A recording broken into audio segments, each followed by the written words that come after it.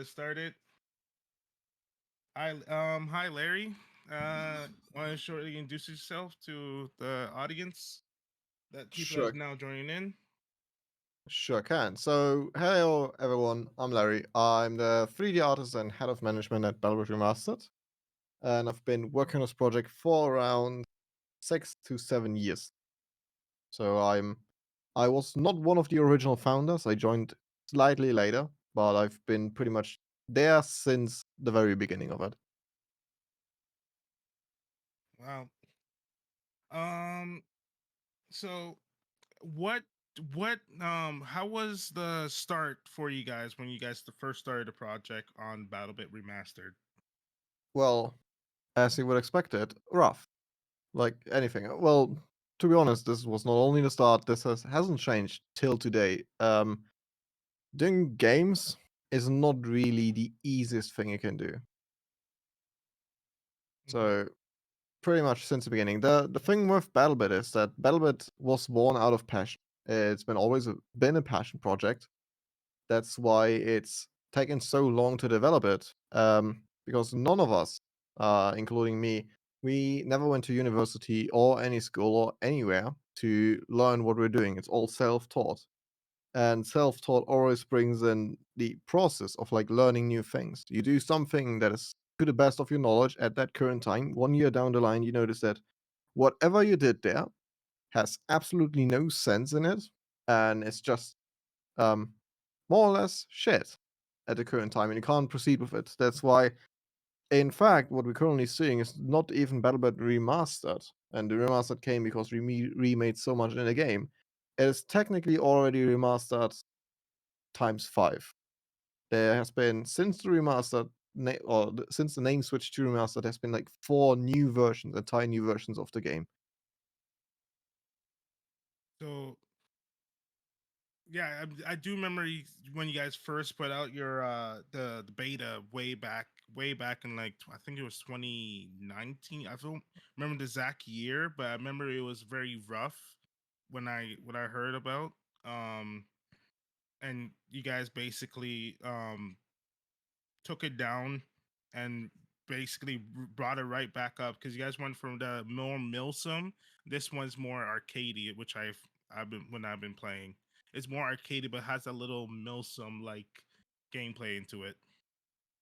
Yeah, correctly. So BattleBit was originally made with the intent to bring in a Meltsum experience to the people with really low end hardware.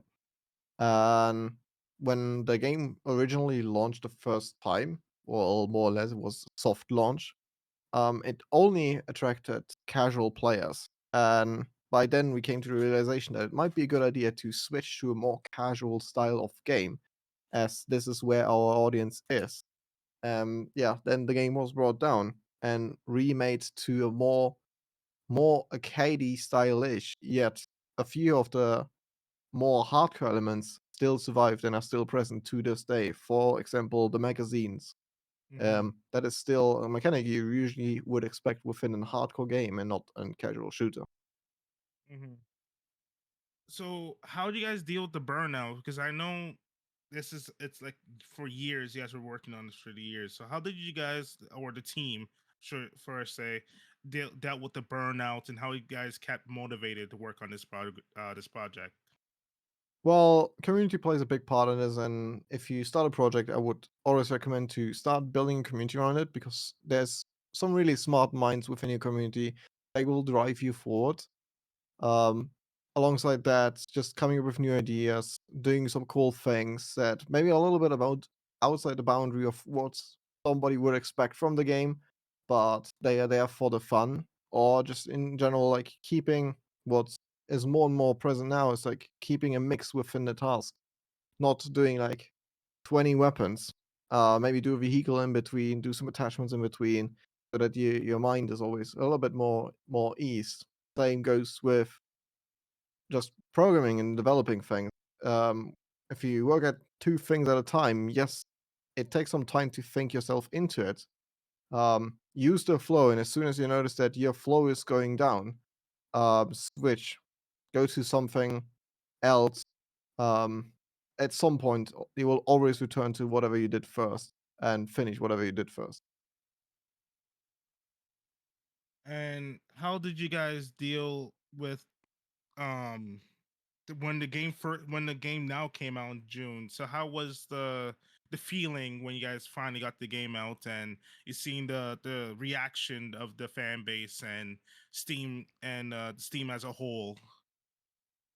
Definitely an amazing feeling, yet the scariest time of my life because the game could have gone in any way. And with the release we expected, and now actually seeing this is closer to a double A studio, or is within a double A studio already, than an indie game. Indie games usually don't launch as big as we did. Um, I I don't even want to know how the Lethal Company guy is doing at this point because he's Yeah, probably it's having some good time. yeah, no, it's like you so far it been like BattleBit and also Lethal Company, which is the two biggest indie games that released for PC. And I remember when you guys first came out, GameSpot GameSpot was interviewing you guys for the weapons and stuff. Actually was watching that stream when that happened. You were showing the art when you were working on the weapons that come out the later updates. But I remember GameSpot was checking out the game, and I'm sure the butterfly feeling that you guys got when you guys working the game was a lot to take. It's for sure, especially with an online game like ours. We, to some degree, definitely underestimated the amount of support that would be necessary for a project like this, the amount of moderation that goes into this. We started off strong. It definitely sustained, even though we mass side, I think, what was it? Um, 60, 70 people, 2 weeks after the game launched, which brought our, I think, our moderation team to around 150 people. At that time, it's since then definitely downscaled a bunch, but Mhm. this was pretty crazy to even establish in the first place. Work on things like this, which brought the game up, as well as on our side, it is a passion project, and we don't have any sponsor, we don't have any publisher or investors or whatever. It was all community founded through Patreon and our own money from our own pockets. And by the time the game launched, we three have been so far in debt that if the game would have failed, we would have been in debt for the rest of our lives. Wow. So the risk was pretty crazy. Yet it turned out well. Everything is paid in the meantime, and we are pretty much safe for the next 40 years now.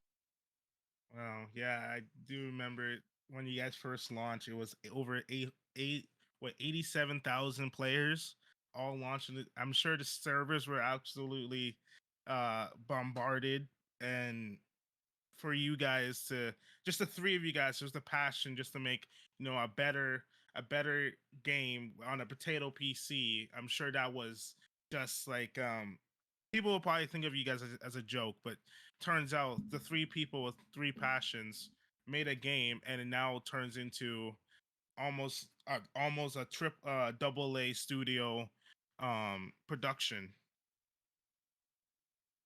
So my question is, how do you guys now work on doing updates for the game and like the pipeline that you guys created? Um, that is actually something we are still in the progress of doing. Throughout the last 6 months, we played a little bit around with it.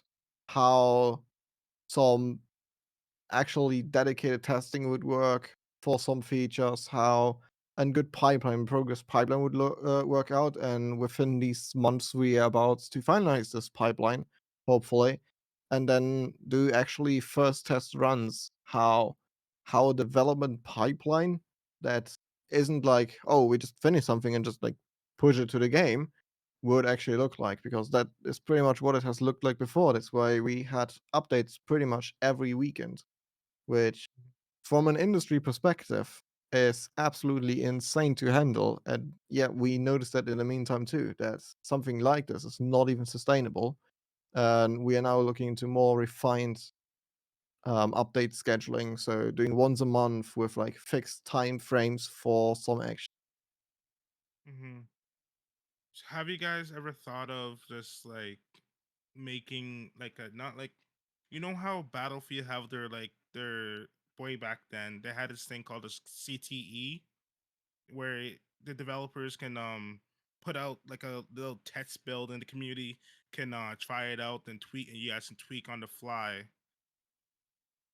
That is what we'll probably look into and develop into, especially with Steam's new playtest features and so on. Well, Mm-hmm. new, relatively new. Um, things like this would definitely be possible. We did it in the past already with some of our updates. We tested up front. Um, if we publicly test, put it that Mm-hmm. way. But we'll definitely put this on a broader audience in the future with actually announced tests and so forth. So when it comes to working on the game, what the art style you guys went for is like a semi-realistic. Because I noticed some of this like the guns were kind of close to real life. Like what engine do you guys particularly use? 'Cause I know you guys use Unity, but it's a different type of Unity that normal people will know about.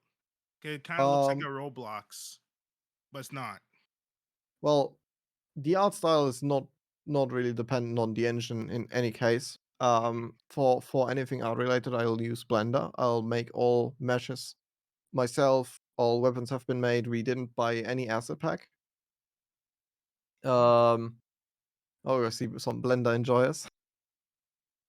yeah, there's a Um, couple of art guys in this server, so they probably enjoy that. yeah.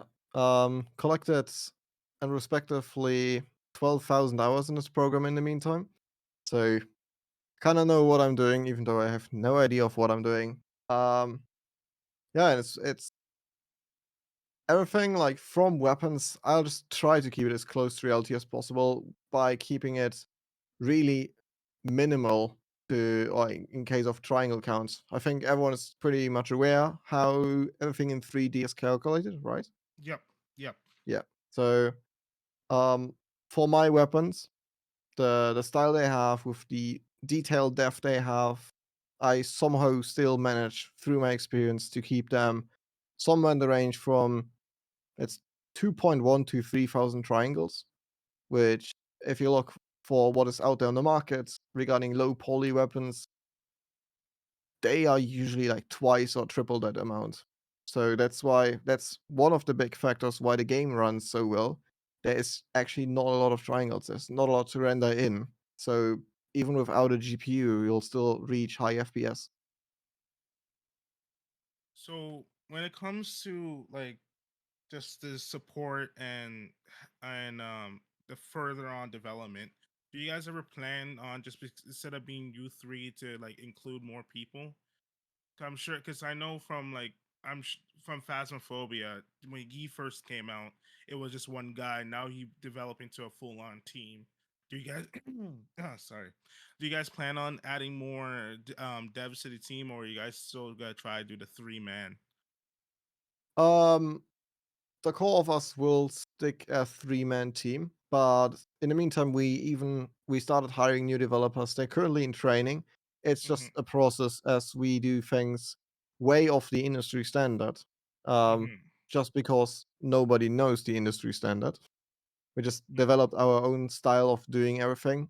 Reinvented the wheel wherever we could, even though now in retrospective, retro perspective, Retrospective, yeah, retrospective. one of the worst ideas there is. Don't do it unless you really want to. Then feel free to. Uh, yeah, and we're slowly getting there, but we don't want to do like mass hiring. Actually, buy out a development company or whatever. Hmm. We want to grow slowly but steadily and grow with our tasks and not just mass grow into wherever this could go. Hmm. That's good. Um, do you want to get answer any questions from the audience? Because I'm sure these guys want to ask some questions. Sure. All right, guys, Uh, raise your guys' hands. You guys want to answer question? or type into Talk Night Q&A. We'll They have a list. Oh they god, have a the list. list. Jade. I was about to say the burnout question. Didn't I just answer that? Well, TLD after burnout question. Just keep yourself refreshed with tasks. Don't get too stuck on one thing. Put some more different tasks in between. Definitely keeps the mind refreshed. Maybe even like take a break for a day. There's no shame in taking a break. Um, just make sure to stay on schedule. Also, to-do-ists with day reminders and so on, they help. All right. s- well, they already put out questions. They're asking for programming. How do you guys self teach the program? What websites and software you guys use? Um, that is actually something. So there's it would be a question for a programmer because I don't do any programming. Mm-hmm. Um, so I'm sorry if I'm not then the right person to answer this, but our programmer, it's fairly simple. Fuck around and find out. That's That why most everyone that I know of in the industry just basically said fuck around and find out. yeah, that Um is that is basically what you do. You just give it a shot, and if you get it to work, that's great. And revisit it a year later, and by then, because you got that to work, you'll probably figure out a better way to do it. um for for you, this is for you personally. Um what was the hardest thing on the game to work on as a artist? As an artist, so the common answer would be keeping a consistent art style, because more realistic weapons and more blocky characters, and then you do fairly low game environment things because they will be destroyed within seconds anyway. Um, that is definitely hard to do. In the micro scale, there's some weapons I will forever hate because their shapes are so fucked up that I don't even know who can manufacture something like this. Mm-hmm. So that is that in the micro scale. And for the marketing, how did you guys even get it this big? Because it was a pretty small Patreon that was supporting you guys. To find out it was over 87,000 players on Steam alone were able to play the game, and it blow up now to how it is today. So how did you guys do the marketing? We didn't at all. That is just the fact. Nobody of us knows really what to do in marketing. Um, there has been some things we did with streamer friends. We had streamer friends brought in streamer friends, and we became friends with them. So that became bigger. But we have not done any paid advertisements to this day. We are still figuring out how to do this effectively and where we can even do something like this. Mm. And once, later on in years, will you guys plan on starting a company for this game? You have to. Steam doesn't pay out on private accounts. Oh, okay, okay, okay. Um, Another question: When how often you guys play your game? Since some developers don't and some developers do. Still regularly. I still play it every week. Yesterday we launched a community or Friday night community BattleBit session and thing. I still haven't found a proper name for it, but we basically do play sessions with our community now every Friday night.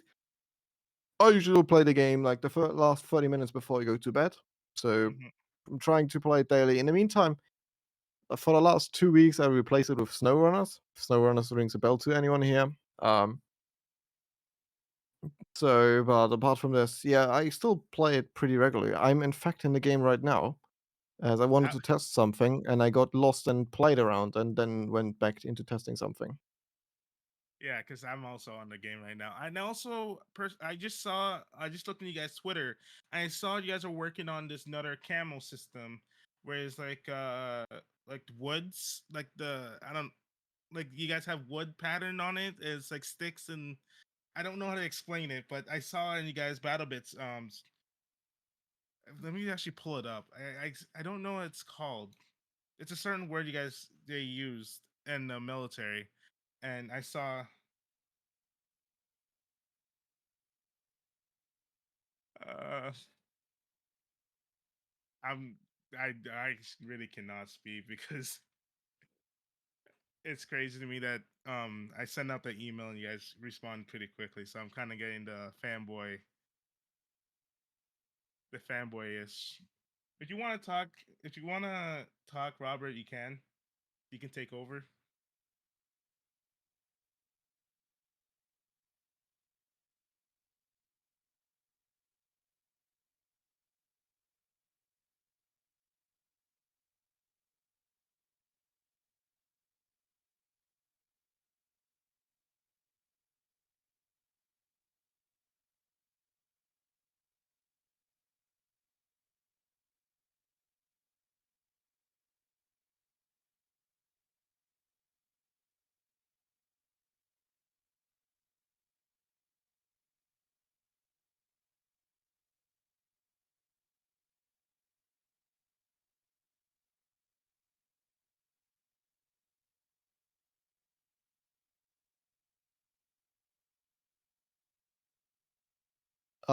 We definitely plan on continuing to make games. In the meantime, part of our mod team is even on the payroll and is fully employed as as a customer support team.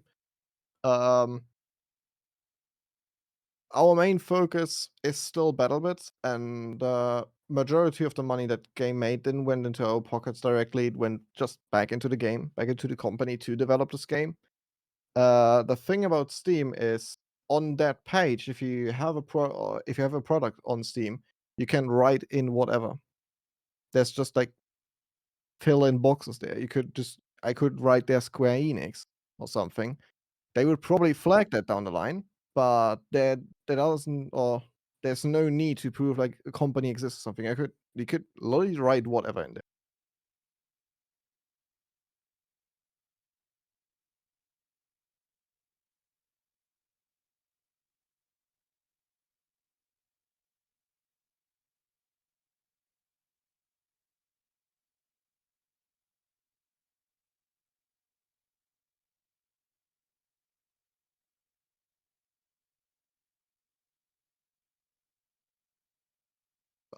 Yeah, there's a fee to put it on now.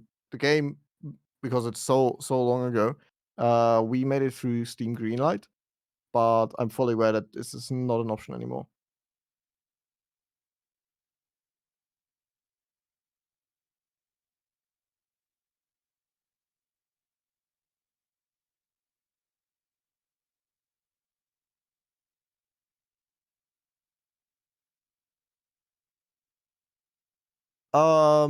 Game testers will launch a public game testing imaging soon. So then we're pretty much covered on game testers. Regarding positions, we are looking for people. Um, but we will specifically go out and look for these people as I think everyone noticed it. There's quite some layoffs right now all around with Twitch and Discord did some. That's why we had funny Discord problems today because they just laid off part of their tech team that was actually taking care of this. Really interesting to happen.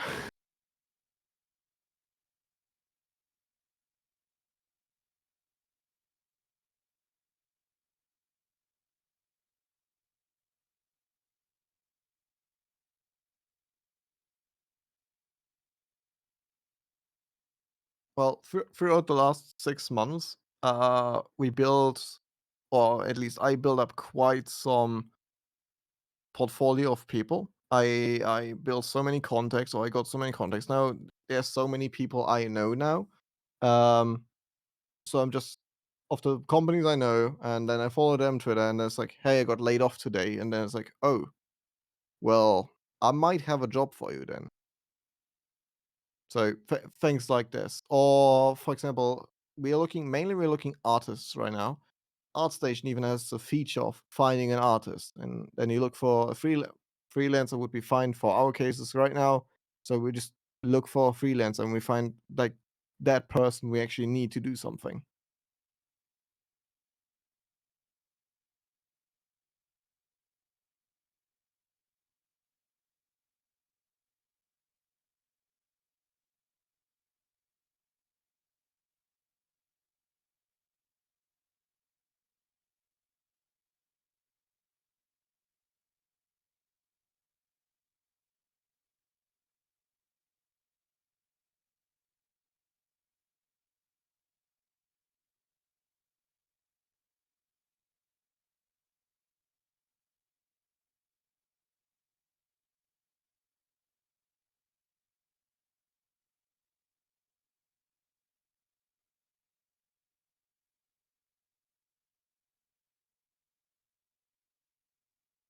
We,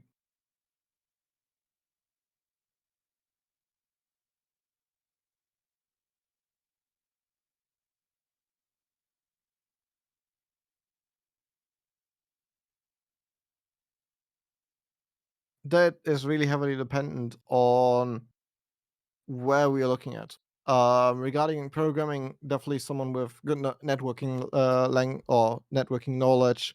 As it's a multiplayer game, you will never come around networking. You'll always have to do with it, especially in optimizing the networking. That's why without that, we couldn't realize 254 players.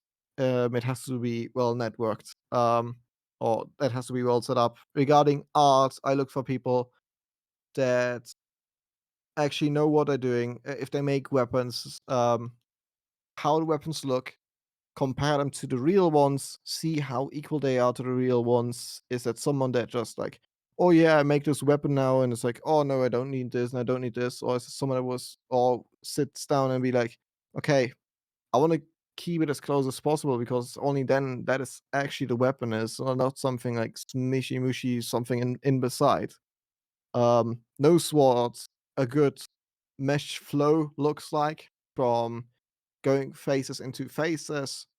These are things I specifically looked out for. In Photoshop, it would, or if we look for, we're looking for 2D artists. There's like having a Photoshop file. Okay, how do they organize their Photoshop files? Do they just like slab in everything together there, or is there actually groups? Is there folders? Um, Soft skills. Is this person like even able to talk to someone? Because we had some wild people already asking us for a job and then barely speaking English. The application, yeah, they speak perfect English. They're somewhere from the US, and then you get in talk with them and they don't even understand hello. Like, okay, yeah, well, every communication in this team is in English. And at this point, however, how good your art might be, then if the communication won't work, then the work down line just won't work. And overall, I mean, actually, there is something really great regarding this. Anyone here is actually building up a team. There's a GDC talk about it too. Let me just quickly find it for you guys, which gives really good insight into this GDC. Also, watching the GDC talks is very nice. Would always recommend. Yeah. Is it this one? No, it might be this one. Yeah, it's this one. Let me just go yoink, copy. That is game studio leadership. That is also some good explanation how you find the right people for the right task. So, damn. Uh, what is your advice for people coming out of school if they want to start indies, start their own indie game? What's your advice for them per se? That is a really good question. And I don't think I have a proper answer to this because in fact I never went to school. Um I applied at 3 universities and got rejected by all of them. So I never even made it to school for this. Um what I would recommend, I don't know, wait. Okay, you guys don't even share that server with at least the guys I clicked on now. Uh I don't know if anyone here knows the Game Dev League server. Game Dev League. Never heard. There is. I heard of Okay, it, but I never joined it myself. then let me send an invite to this too. Copy. There's a server full of game developers. There is a channel for looking for hire, looking for projects, get experience. Like you will never know how to make a game until you made a game. That is just the fact of it. So if there's someone hiring, um, yeah, just try to sign up. There's like usually people like you, they just came from university, they maybe got like their first sponsor or investor and they just want to make games and something. There's even a few great programs which will support small game developers. And yeah, and then just try to get a job there. Get some experience in the gaming field. If you get something in a bigger studio, that's great. If you get something smaller studio, that's also great. For my personal opinion, but I've only ever worked at BattleBit. Small studio is cool because what you do means something to the organization, Yeah, and you're a big part in the organization.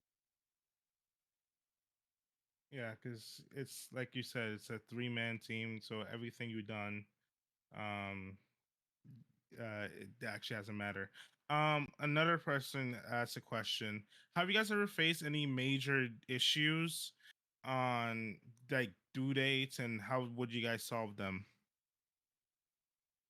Well, if you find major issues, what really helps is you'll write it down. You break that issue into sub issues, and then see where your issues are. Well, you could try to backtrack your issue first. That's really dependent on what issue you have. Where is it even coming from? Is it just something that is badly explained, or is it actually an issue of the game? For what we had, for example, is nobody knew how that there's like a squad menu where like you can build stuff because it's not really well explained that you can hold the middle mouse button. Since we then introduce like icons in the very bottom of your screen with like what you can build right now, how many points you have, and then like middle mouse to something. Since then, people knew it. So it was never a problem with the menu itself. It was just like it's just so poorly explained that nobody knows it exists. Hmm. Same was with night maps and night vision for a while.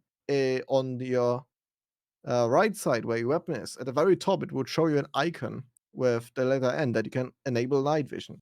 People hated night because nobody knew there was night vision and they just didn't see anything. So they always like quit the game if they see night. At some point, we tried messing around with night, making night bright and so on, but then it fucked around too much with the night vision.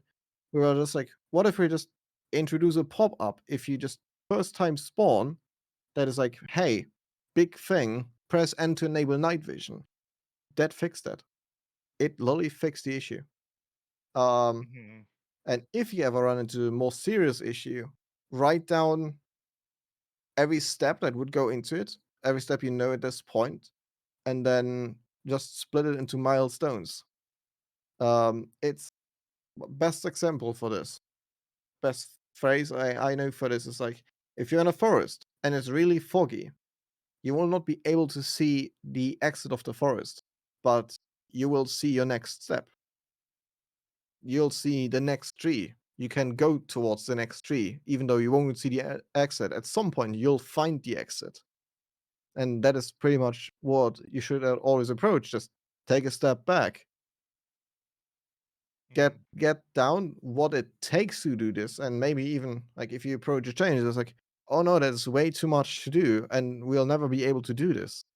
But if you write it down, maybe in a moment you notice, wait, this would not require more than an hour of my time, and then we would actually make this work. And this is the fancy stuff about game development and proper organization is just sit down and actually look at what would it take to make this happen.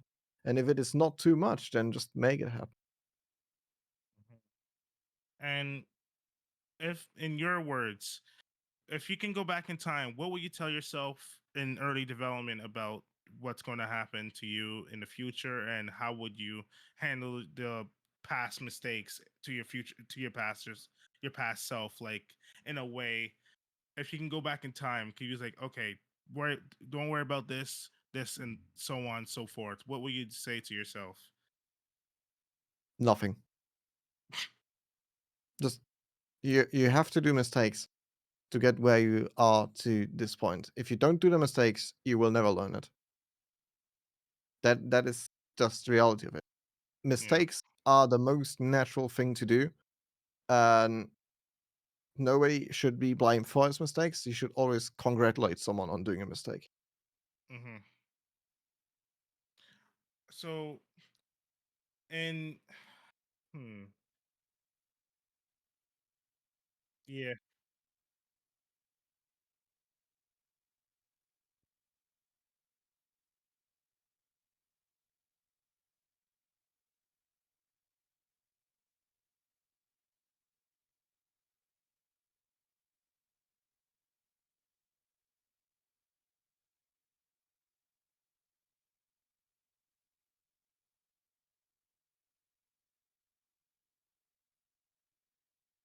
Well, yes, we had that several times, but as it was before, only the three of us, and I didn't manage a team.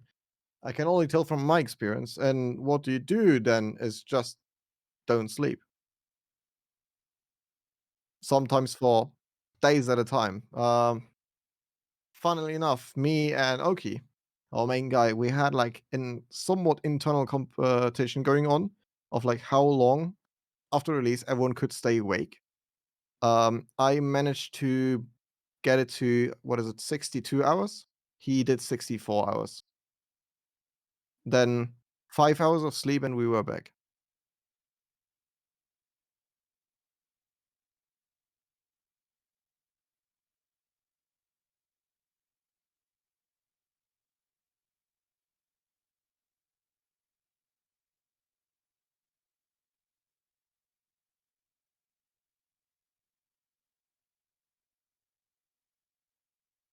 No, you shouldn't take any way away from that advice. You should never do that.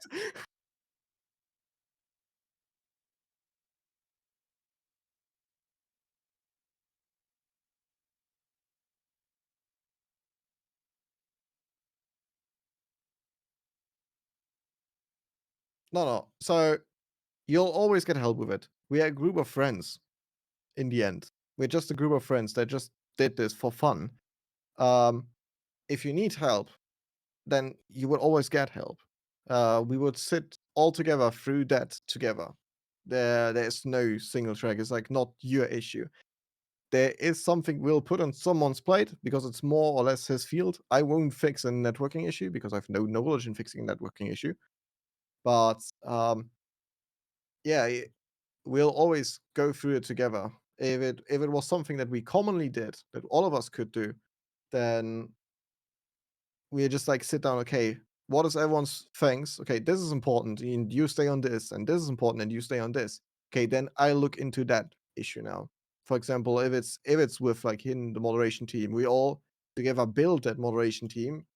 We build the moderation guidelines, and if there's something to decide if we like ban this player now or not, then whoever's there will sit down and look into it. That is where we are at, and that is it to this day where we will sit together and it's like, okay, where's everyone on, and what are the things we need to do? What is like coming with more priority, and who of us can actually do this because he did it before or whatever. Which should you should still split in your team who does what and who should focus on what. But this is a system we established recently. Is like primary and secondary task. What is your primary thing? What is like the thing you should always focus on? And what is other things you can do, but they are not your main focus. Mm-hmm.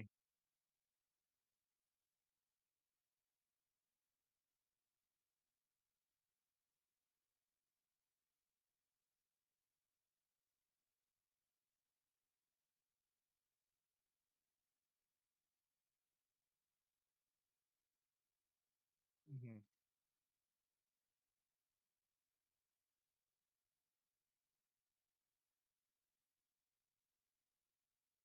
Yeah, to build up the main feature. Um, yeah, I do remember doing that for I think it was game production 2 or 3 with Tom. He was bringing that up. Um, Another thing is passion project for when you guys worked on this game.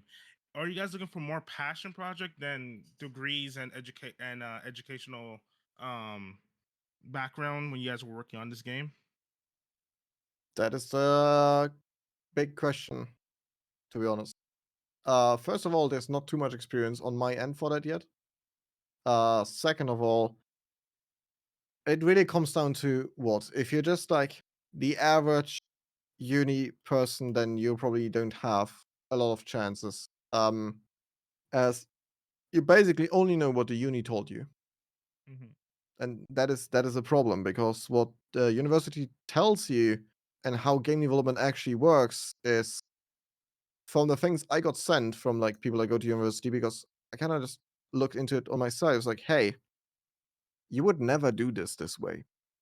This is like you may would have done this in like 2014, but today this just doesn't apply anymore. And especially with games and how frequent this field just changes. Um, it's impossible to keep up with it. Close to impossible if you just don't print the book like every fucking week. Um, so it comes really down. What definitely always shines is experience.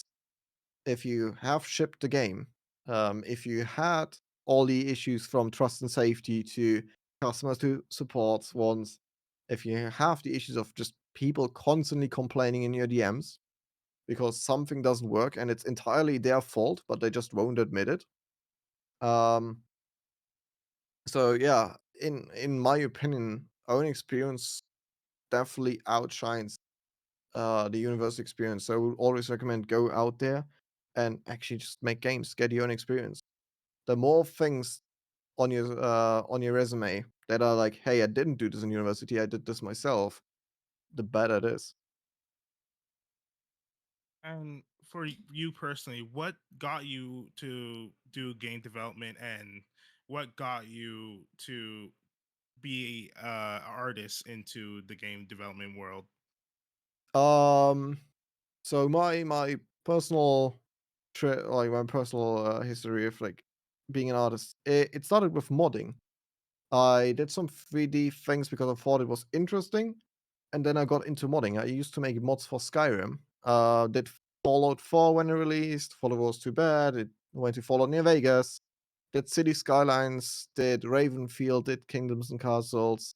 I just made mods for games I enjoyed playing, and I wanted to do this modification. And I always looked for someone that can help me on the programming part because never be afraid to ask for help if you don't know how to do things. That is just normal thing. There's this fun telling of like jack of all trades, master of none.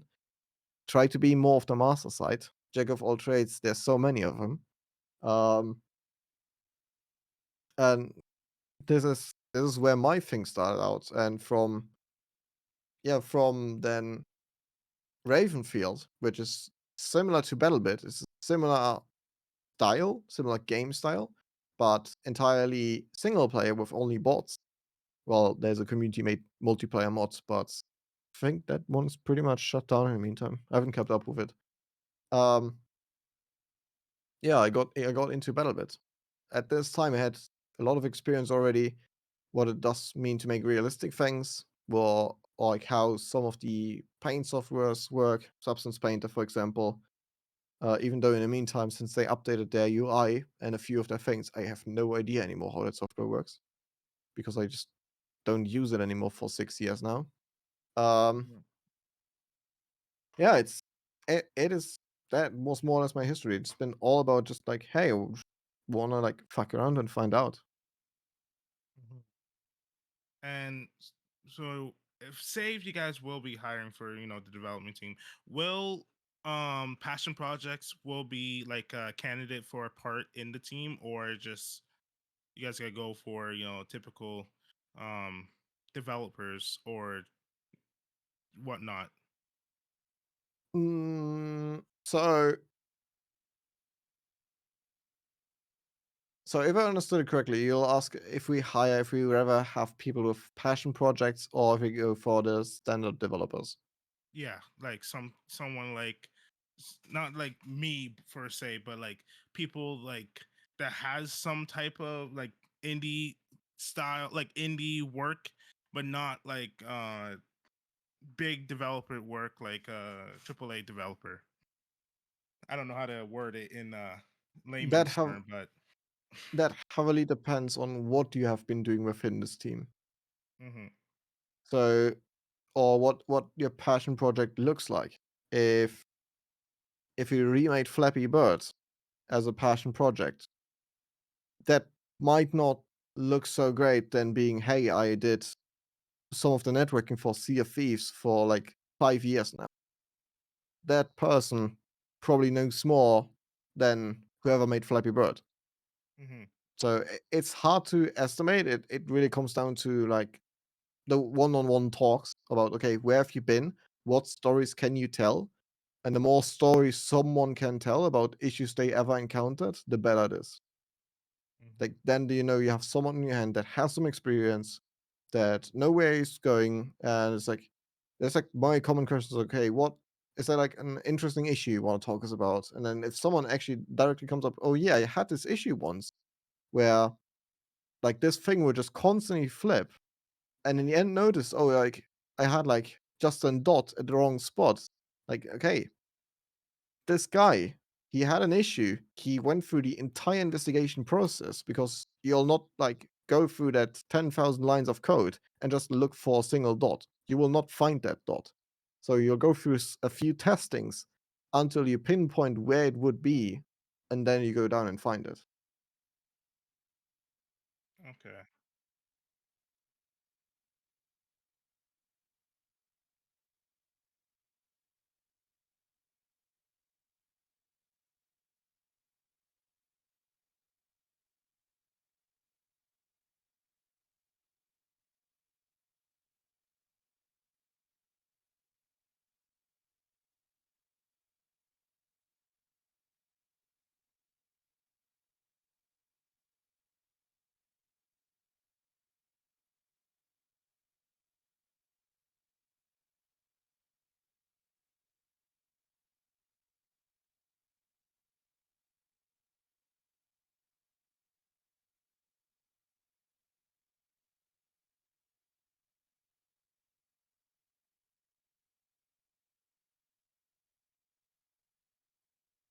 Well, in the meantime, we have an entire feedback team which looks into this. We on our end, we built our entire statistics. We in the background track what weapon has been used by X amount of or by what percent of players in the last week. If every weapon is pretty much on the same line, then you know you don't have a meta in the game. There's not like this one crazy powerful one. And if you find a spike, if suddenly this weapon 50% of the player base uses this weapon, then you probably have a meta again. Well, not probably, you literally have a meta again. Um, but and then you can like look into it. But fun fact, little fun fact from the industry, um, a meta is by 99% in the case you look at Call of Duty, Battlefield, or whatever, is not an accident. It's on purpose because metas drive back players. You purposely, you're saying is basically uh they purposely use like put these weapons strong so it drives the player base to go for that weapon and actually um grind the game and actually just get the gun unlocked so they can use the most powerful weapon. Then until like most of the player base use it, then you guys will just do a balancing patch, right? That's what you're trying to say. Basically, Okay. that is a little shady practice from development side. But pretty much every big industry player does it at this point. Is you create a meta. This meta might be the favorite weapon of player X who hasn't played the game in a month. This might be one of the, or it's like in a class that is currently played a lot or not played a lot. Suddenly you'll see a whole demographic rise up of people that want to play within this class of weapon, within or play this class of player or like this weapon, like no character class, like a medic or something. Um, and then you just push players into this, and it's like as soon as like the videos appear of hey, this one is the meta weapon, you'll leave it going for 1 week, and then you change the meta. So you'll go back into the entire rotation where at the very beginning it will boost your player count again because someone wants to find the new meta again. As there will never be a perfect balance anyway. In theory, as long as you want to have variation with your weapons, you can make them entirely and perfectly balanced. Where it only comes down to like actually the engagement case, who shot first. Um, but having it a little broken actually helps your player base. It keeps the player base alive, which is it's funny if you think about it. That's why a lot of people, when playing the game, that's why a lot of people use is the P90 and the UMP45. Yeah, I do notice that, when I play, that's what I use. that's you can actually you can look at the timeline there. I think in YouTube you can filter by months. Um, just look up the latest Call of Duty and filter through the months until you find a meta video. There's every month there's a different meta, and Hmm. that is not something that is like by accident. It's purposely done. They have the resources to not do something like this on accident. It is purposely done. Okay. This like Okay. one of the practice. Another thing is like doing the weekly challenges, which drives your demographic to like a different class within this week because everyone wants to like finish his weekly challenge to get his weekly bonus.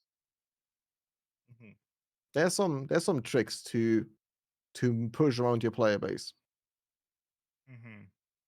So for personal questions for you, what's exactly is your future plan, your future plans for yourself for after the game is like, you guys got to a stable level and you guys want to move on to another project. What is your future plans for you per se? Do cool shit. That is in the end where it will come down to. Just do cool shit. Hmm. There's so much you can do with a game. The player base is there. The player base is happy with what we're doing. So we'll just continue on, just do what we love now that we have the opportunity to, and just make some cool things happen.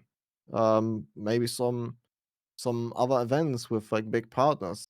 As yeah, I know I got a lot of let's say backlash for it, but doing a partnership or like a partnered event with the U.S. Air Force, in my opinion, was really cool shit.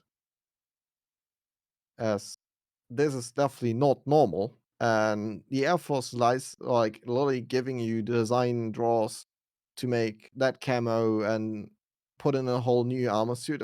That's pretty cool stuff, and I definitely want to do more of that. Maybe not with the Air Force, maybe with others, but as long as it sticks to the game and fits to the game, I'm fine with that. Hmm. So yeah, yeah, you continue.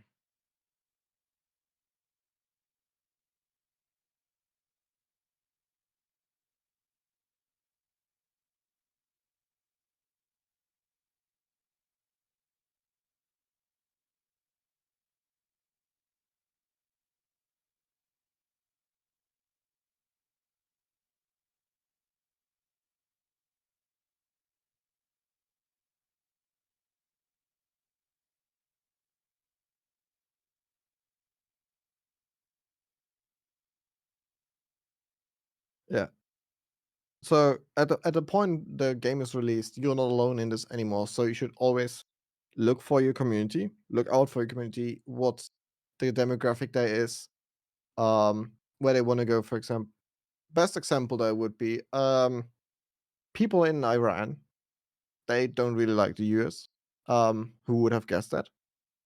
And if like 36% of your player base is like somewhere in the Balkan areas or so, you maybe shouldn't do any partnerships with the US military, as this will only drive your player base out. But if 50% of your players are from the US and another 25 are from Canada, then you're pretty much safe to do this because everyone in the S, even though there's a bunch of jokes about it and a bunch of crayon has been eaten, uh, it's still pretty cool, and people also see this as pretty cool. So for another personal question for you is, when it comes down to just working on the game, what do you tell yourself to motivate yourself to continue this, like the project, like not just a project but what you're working on right now? Because I know sometimes you'd be like, you'll be stuck in a loop and you just don't know what to do as an artist. So what can you say to motivate yourself, or do, per se? Um, sometimes take a step back. If there's something different you can do at this point, because there's some different tasks still open, maybe do that. Keeps you refreshed. Um, but what I recommend heavily is start looking at things that are way outside your field, like way, way outside. What I, for example, love is reading engineering articles. It's way off what we do with our game. Or what's a good example, like or cooking or whatever. Uh, I just an engineering. I'll go with an engineering example. So if I look at engineering things and like someone build a cool robot, it's like they build some cool shaped parts or whatever, and you look at that thing and be like, can I reconstruct that in 3D? And then you just try it, and you just miserably fail on it. But if you manage to do this after now the 20th hour, at the time you reach the 20th hour, you learned a new way to make shapes work. And when you go back on your task, maybe you got frustrated on your task because you just couldn't figure this thing out. You couldn't figure the shape out. You couldn't just model it. By the time you come back, you'll sit there and be like, oh, I know how to do this now. I just did this recently. For example, my good example here is I recently did some spirals for the game. So just 5 points, and then how I spiral it up. And before I would have done all weird sorts of way to do this. In the meantime, I found the perfect way to make perfectly sided spirals. I can just make a spiral in 3D within a minute now. And that is something I learned because I did some engineering stuff. Mhm. And actually, this is more on a BattleBit question, since I'm a player. I love playing the game. Um, when it comes down to like map design and BattleBit, how do you guys set up the maps in a way so you can have like choke points of where the players are pushing, and you know where to, like, how do you guys plan that out as Um, that's as fairly a simple. player? Okay. That's fairly simple. You can generate heat maps. Uh, get something in the game that's on this 2D space of the map, or you just create a map. Every 2 minutes, with 25% of strength, it will draw a yellow spot, for example. Hmm. Or every 5 minutes, and then every player does it.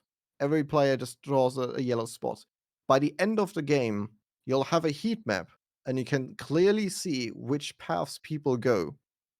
And let's say you have that main path everyone is always going. If you put more obstruction into this, people will start going to the other paths around it because the middle one is like so obstructed. Or if you just put a building in the middle one, oh, suddenly this is obstructed. So people start going around it. They spread out more, they spread to different paths. This is how you build flanks and choke points.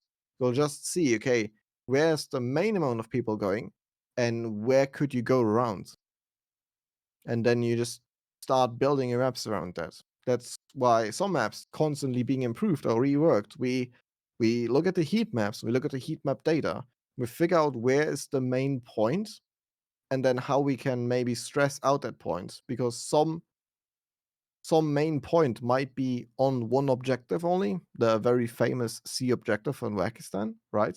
Yeah, that's Um, probably my favorite part in the map. and then how you can how you can sculpt out this. Or for example, Basra is a bad example, as Basra recently got its rework. The sea Hmm. point was like their main thing. Everyone was always on that ship. And if you got that ship, people rarely advanced into the other objectives. And you could clearly see that by the heat map, by the concentration of heat in the middle. It's like, okay, nobody really spreads out because usually in a game, if you have 5 objectives, linear style, the objectives closest to base have barely any heat, usually. Um, the objectives closer to the middle, they have good amount of heat going on, and the one in the middle is the most heated one. If the ones closer to the middle have also barely any heat going on, then you have an issue with your map. Because then people only focus on that one thing, and then going down to the paths is then you figure out, okay, if we obstruct it here, and if we pull this out and this somewhere else, then the fight will shift because suddenly attacking this point becomes easier. So we will see more shifting towards other objectives if it's easier to capture a point suddenly because of some flank, because of some way we made. And that is also what we now recently did with the Basra map is we took apart that ship. That ship is now way longer. The front and end is way more detached from it. Suddenly this map gives more space, and as the ship is not an objective anymore, it really goes across the water now, and the fight varies between the middle objectives and then spreading out to the ones closer to the base, which is, from a heat map perspective and a play styles perspective, is the better choice. Even though I know some people absolutely love the chaos, but you can still like play uh, Fergus or Namek for that. Hmm. All right, Robert, ask your question.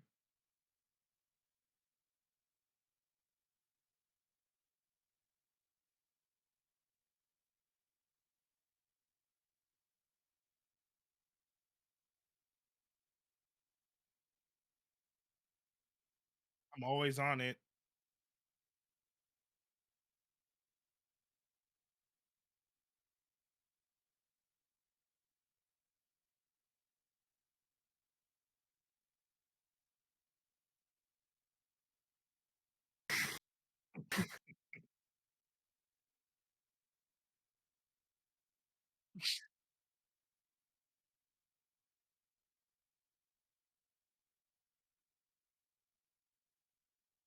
Like that's like a moderation question.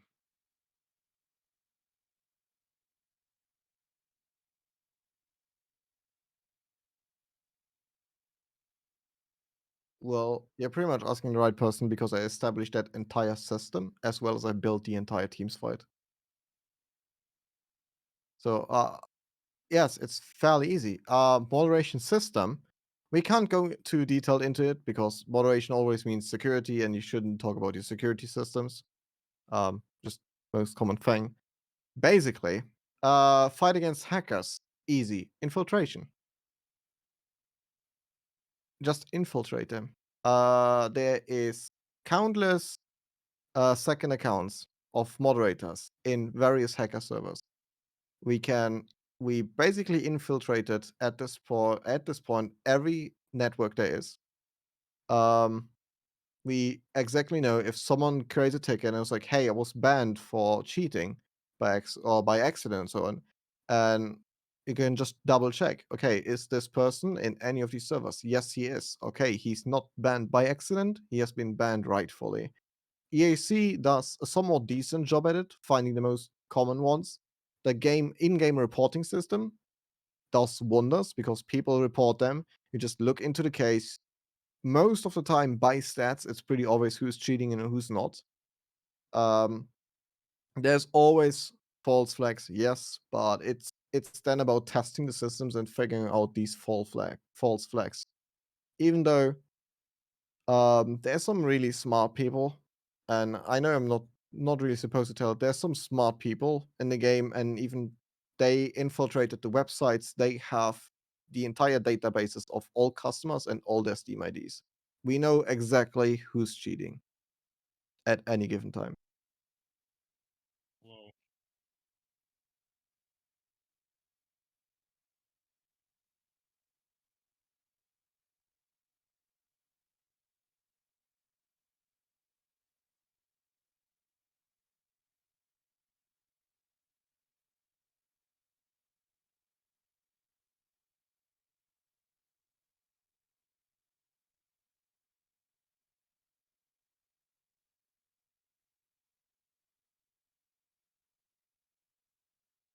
Yeah. Um, that is definitely one way. The second way is reinforce the game itself. Don't take that moderation upon yourself. Push the moderation to your players. There's way more of them. At our peak, we had basically 80,000 moderators in the game right now at the current time. And that is like if you build out a proper reporting system. If build systems, um, still to be done by human review, um, someone reports someone, there's enough reports to trigger a threshold and optimizing these workflows. And there's many ways to approach it. I think the guys from League of Legends had a GDC talk about it once, I think in 2015. Should still be somewhere there. Great talk. This is one of the groundstones for our system, yet we iterated to make it fit for our case. But overall, if you actually look through games and specifically look for it, make a bunch of old accounts and try to get banned, you'll find out a few things how they ban, and it's very interesting. War Thunder does also a good job at that. In general, in free games that are not went entirely toxic yet and have dedicated player bases, you should look into that how they run their moderation system. There is some hints here and there.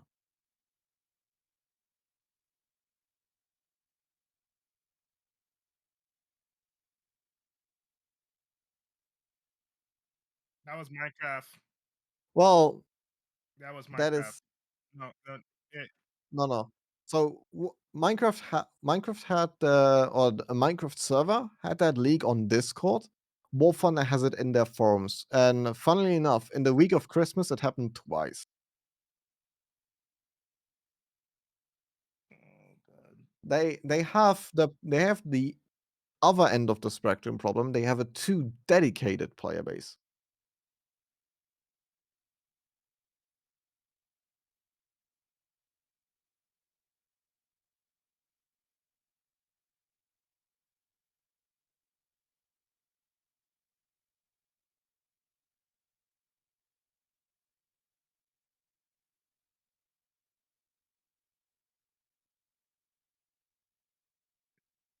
Oh All my right. gosh. I think that's about it for questions. Is there any more questions for you guys before we call it? Actually, there is. Um. eh, Yep. Oh, Andrew. hi there, guys. Sorry for interruption. My name is Henry. Hi, against Robert Laurie, and I have a question about BattleBit exactly. Gameplay of map. Previously mentioned that BattleBit Remastered was inspired by Battlefield, right? And BattleBit, right? It's kinda a new Battlefield without all those shit that been in latest releases for it, right?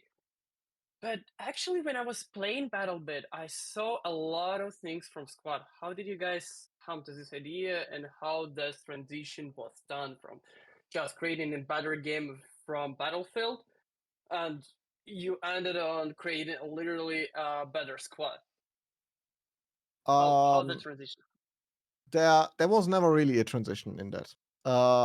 It's been always like whatever it's we keep a list of what we want to see for our dream FPS to be like, and that is more or less where it went to. And as we all play different games, um, we always like, oh, this game did something really cool, and you just start looking into this. It's like I kind of want to see this in the game because it would fit well to the game. Best example for this would be the drones. We picked no, the drones was a random idea we had at some random night. Yeah, magazine system or something. Oh yeah, this is like way cooler because it gives some depth. And if we introduce this magazine system, oh, what if like if you lose your magazine, you can't refill it at any point, and yada yada yada. You just pick that and be like, oh, okay, this is like a cool idea, and we could definitely do this down the line. And that is basically how our flow of development goes. Is we actually never look too deep at the how the other games did it, because if you would do that and you would just copy this game and do like how they did it, just do different art style. At this point, you're set there, or you sit there and be like, okay, so I've made a perfect copy of this game now. Like, let's say Battlefield 3. I made a perfect copy of Battlefield 3 now, and I can release it to all the new audience. At this point, like, why should people play your game if it's just Battlefield 3 all over? That is the question that arises then. So don't you can definitely look at what other people do. Never look too deep at it. You can take inspiration from it, but never copy it. I see. Thanks, Laurie. And I have the last question for you. As long as I played BattleBit a lot, actually, I have around 60, 70 hours. Not a lot, right? But still, it's way much more than enough to see a lot of gameplay in a game, right? Actually, in my background, I was playing Arma 3 and Squad in total of 1,000 hours for all those two games, and I was following your lead dev. I don't remember his name. His surname is Shashkalov, right? Sergeant And Okidoki. I saw he was creating a lot of modes and different maps for those games, Arma and Squad before. So he had a really strong background. He played a lot of times on different maps in these games, and he saw exact problem of those games, right? For example, if you're gonna take a squad into the scope, whereas we have 100 players in a map, and 50 v 50, they're playing usually around 1.5 hour, where we are playing BattleBit, where it's 254 players, if I'm not wrong, right? But your gameplay time for a one single map is way much shorter. So how do you handle players when, for example, a new player coming to your game and he doesn't know how to play? He just rushing a point, giving up, losing the tickets, while the whole team trying to hold them and win the whole map, right? How did you deal with that, moderate it? How did you balance the whole game with that? And Um, how was your previous experience in game development field helped you in creating the BattleBit? Thank that comes down to casualizing your game. You don't need that extreme amount of playtime because your game plays way faster. The action is way faster. The action is way immediate. As all over the map there will be players, especially with the amount of players we run. That is definitely one of the key things already. Um, you might mistake a few things here. Is that Oki loved playing squads, but Oki never did mods for squads. Think then you may look at the wrong person here, or at least not that I'm aware of. But Velasquez did some unturned things, but Oki definitely didn't do mods. Oki always did BattleBit. you, Larry. Any more questions before we call it?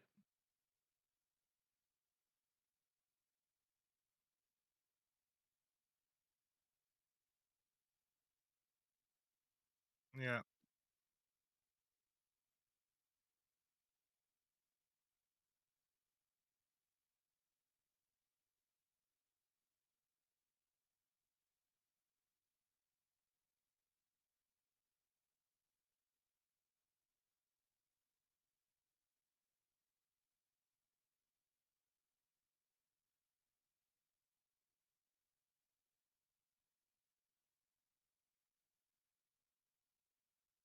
Yeah, no worries.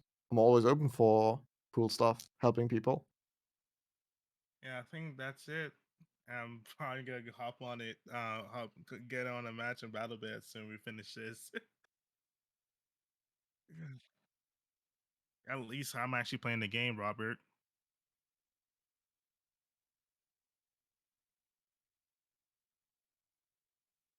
Same with me. Yeah. Well, not right now. I should try to do my homework, but um. Oh, wait, what I was gonna ask. Because I'm actually currently looking at the BattleBit server on the BattleBit Twitter account. I saw that you guys are adding like a new customization where it's like camel like grass weapons onto your gun. Can you say anything about that? Next update or the update after? Ooh, okay. So No, 'cause somewhere, somewhere in I'm between there. looking at it right now, and I'm seeing that you guys are like adding like uh like I don't how what's the proper term for those they what's the proper term for it? But I see I'm looking at it right now. It actually kind of looks kind of cool.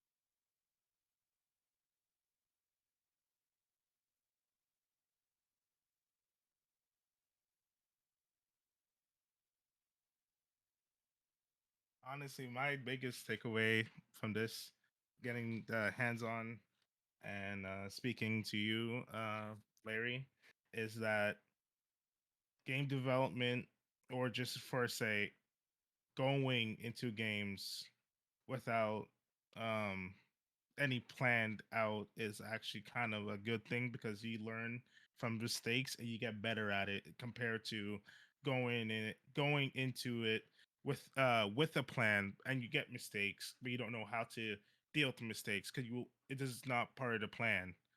So it's like a risk and reward kind of way for you guys to go in and did what you guys did, in my humble opinion.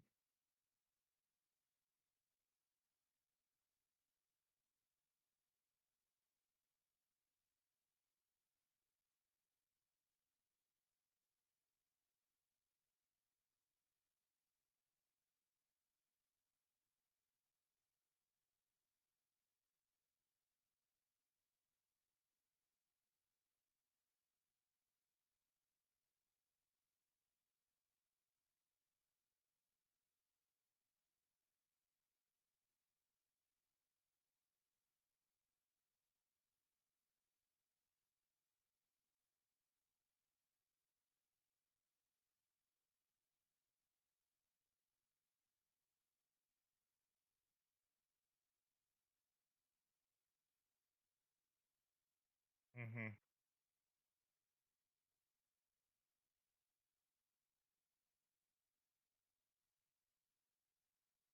Yeah.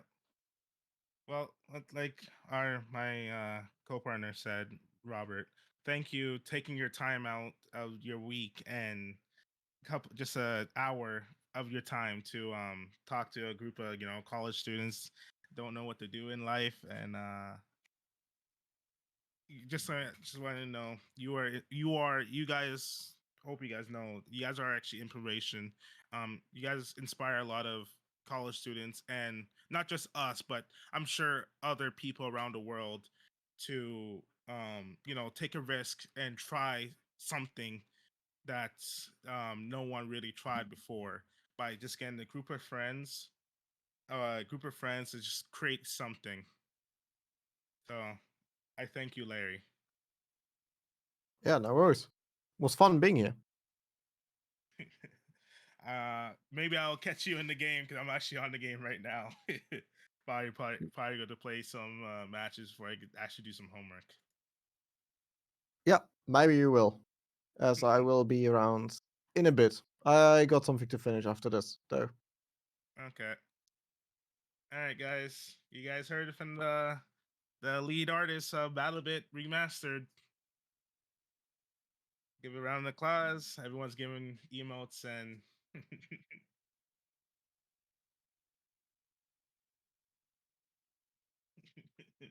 as Robert says, the ancient library has closed.